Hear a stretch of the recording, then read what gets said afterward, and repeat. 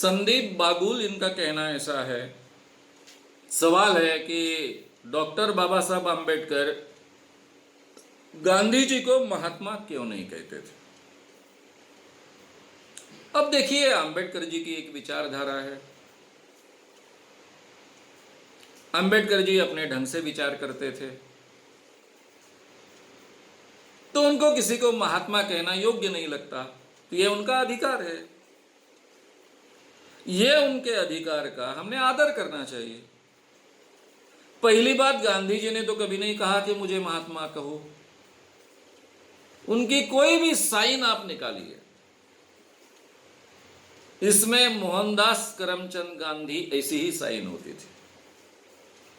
मरने तक उनकी कोई भी साइन महात्मा गांधी कर नहीं है।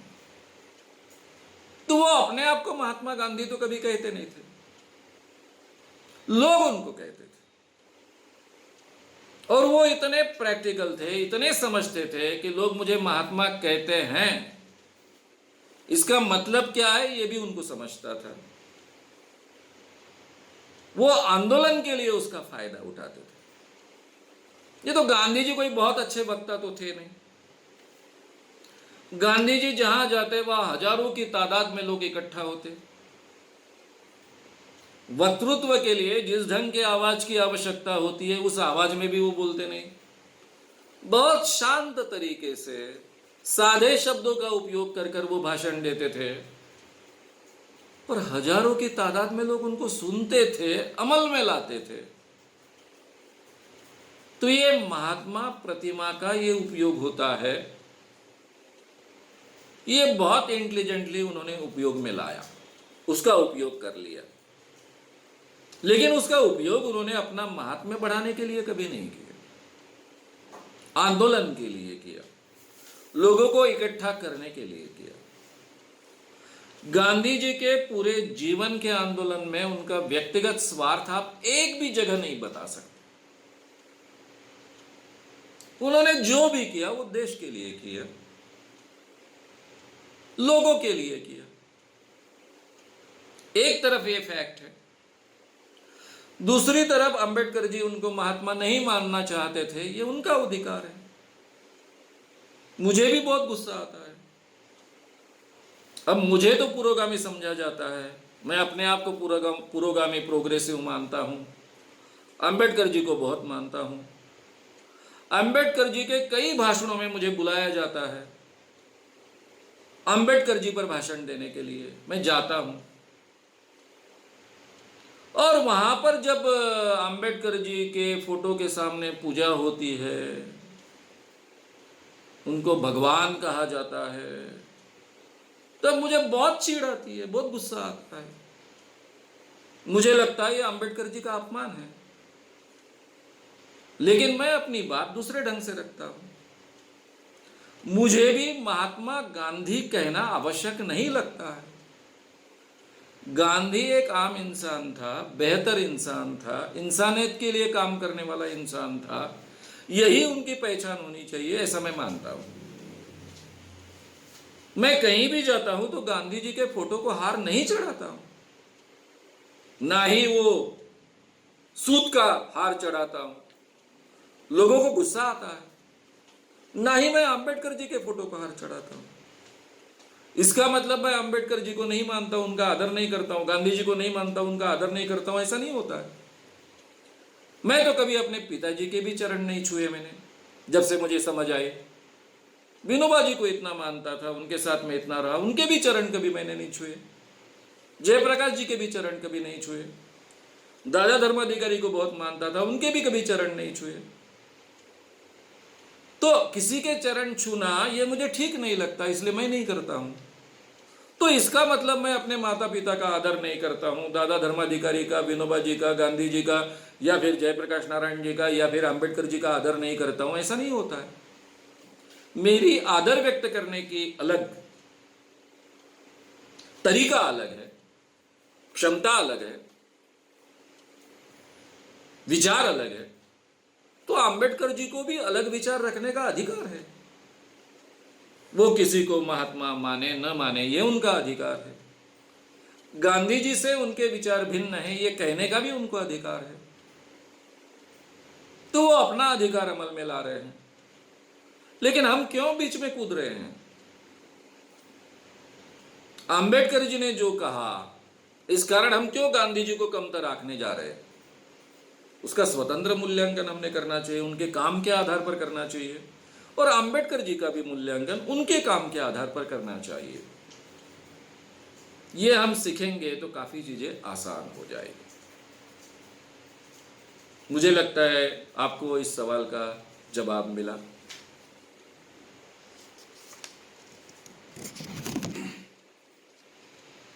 महात्मा गांधी ने दुनिया को एक बड़ी भेंट दी थी जो शिक्षा के बारे में थी, जो उनका तरीका था नई तालीम नाम से। तो इस शिक्षण पद्धति के बारे में क्या आप थोड़ा बता सकेंगे? और आप भी इस तरह के स्कूल में पढ़े हैं क्या? सचिन जोशी, नासिक से। सचिन जोशी, नासिक। इनका सवाल ऐसा है कि महात्मा गांधी ने सबसे बड़ी इस दुनिया को भेंट दी थी नई तालीम की शिक्षा का। तो ये नई तालीम की शिक्षा के बारे में आप थोड़ी सी बात कहिए, और आपका एजुकेशन इस नई तालीम में हुआ क्या, इसके बारे में भी बताइए। ये बात तो सही है कि गांधी जी ने केवल शिक्षा के बारे में विचार नहीं किया, तो प्रैक्टिकली वो अमल में लाने की कोशिश भी की। नई तालीम का स्कूल खोला, गुजरात में भी खोला और सेवाग्राम में भी खोला। मैंने ये वो स्कूल देखा है, समझने की कोशिश की है।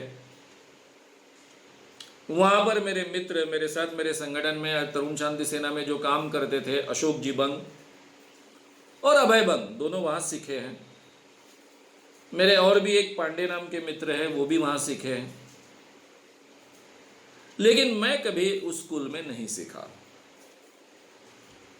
अब मेरे पिताजी का निर्णय है। मेरे पिताजी विनोबा जी के सेक्रेटरी रहे हैं। बचपन से मैं वर्धा में रहा हूं, पहली क्लास से मैं वर्धा में ही पढ़ा हूं, और कौन से स्कूल में मैं जाऊं, कौन से स्कूल में ना जाऊं, ये उन्हीं का निर्णय होता था। उन्होंने मुझे नई तालीम में भेजा होता तो शायद मुझे नई तालीम में सीखने को मिलता। लेकिन आगे चलकर मैंने एक तो सेवाग्राम में श्रीमन नारायण अग्रवाल कर राज्यपाल थे, गवर्नर थे। उन्होंने एक एजुकेशन पर पूरे दुनिया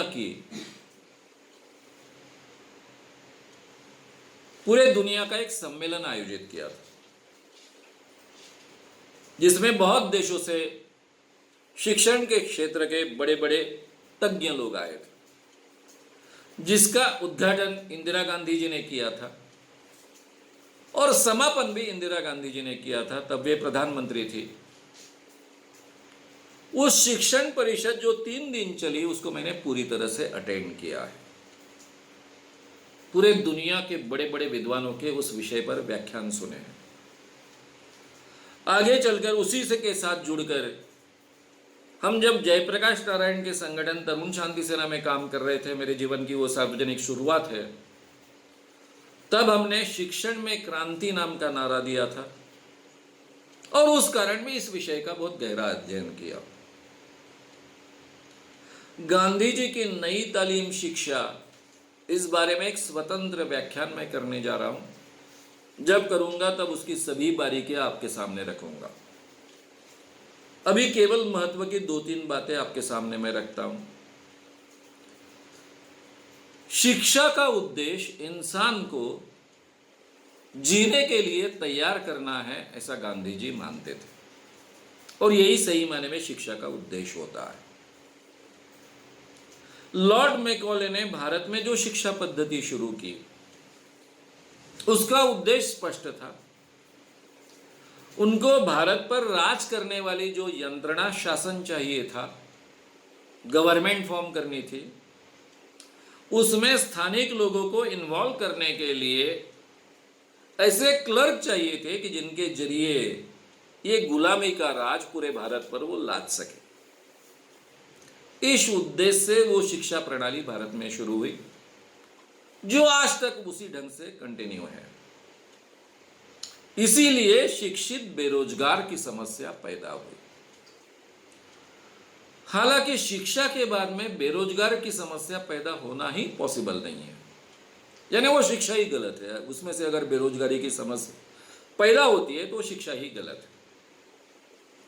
गांधी जी के बुनियादी शिक्षा का, यानी जिसको नई तालीम जिन्होंने कहा था, उसका ढांचा ही ये था कि मानवीय जीवन के चारों अंगों का बहुत अच्छा विकास हो। एक उसके हेड का यानी बुद्धि का विकास हो। बुद्धि का विकास होने के लिए जो शुरुआत में उसने सीखना चाहिए, भाषा सीखना चाहिए, गणित सीखना चाहिए, जो आवश्यक विषय वो सीखने चाहिए, लेकिन अपना दिमाग बहुत अच्छे ढंग से उसमें उपयोग करने की क्षमता होनी चाहिए।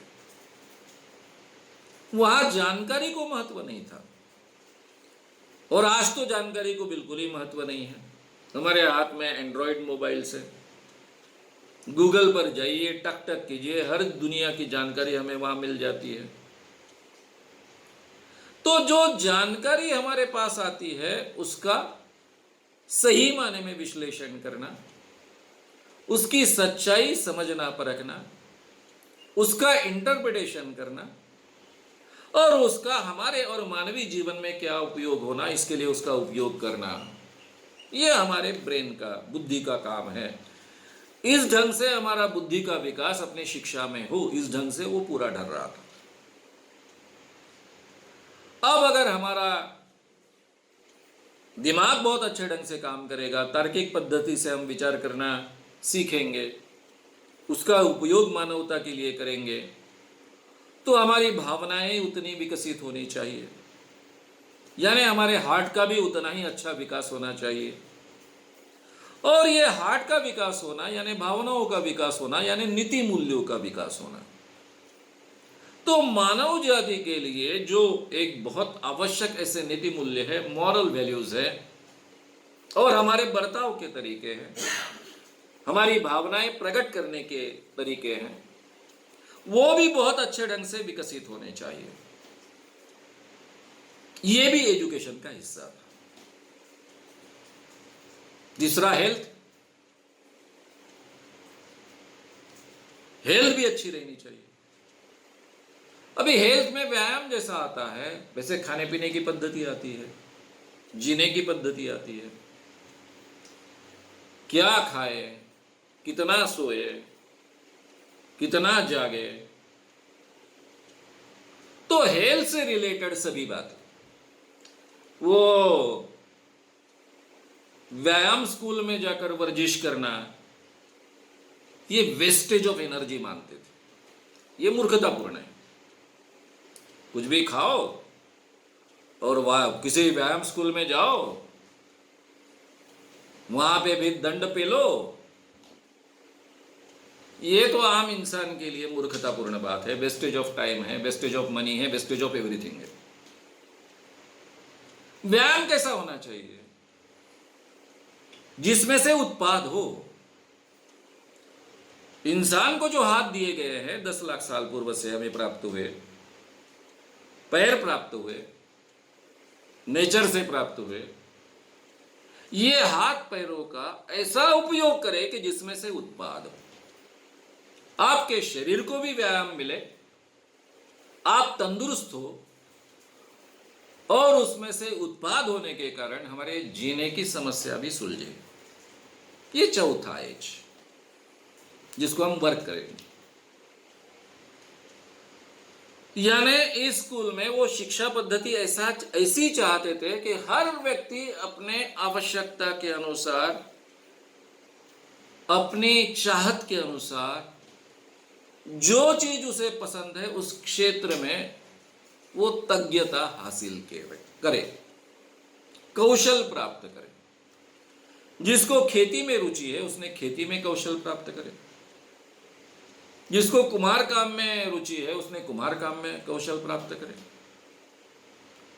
जिसको चित्रकला में रुचि है उसमें उसने वो कौशल प्राप्त करे, संगीत में किसी को रुचि है उस क्षेत्र में उसने कौशल प्राप्त करे।